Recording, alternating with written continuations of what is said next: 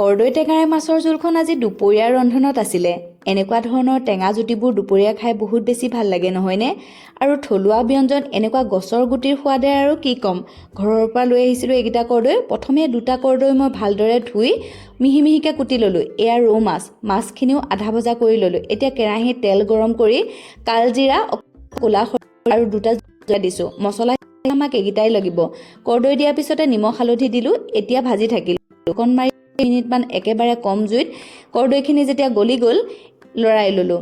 এতিয়া দি দিম পানী। 3 গিলাচমান জোখাৰে পানী দিয়াৰ পিছতে মাছ দিব হ'লেই। ধনিয়া অকণমান বোলো বাৰীৰ পৰা উঠাই আনো। এতিয়া মাছখিনি দিয়াৰ পিছতে আৰু 2-3 মিনিট সিজাই লোৱাৰ পিছত ধনিয়া অকণ কাটি দিলত পৰিৱেশন কৰিব হ'লেই। কোনে কোনে কৰ্দৈ টেঙা মাছৰ জোল খাই পাইছে জনাবচোন দেই। বহুত সোৱাদ ভৰা এখন জুতি। আজি দুপৰীয়া আলহী আছিলে, সেইকাৰণে বোলো জুতিখন ৰান্ধিলোঁ যিহেতু আপোনালোককো পৰিৱেশন কৰি দেখাই দিলোঁ।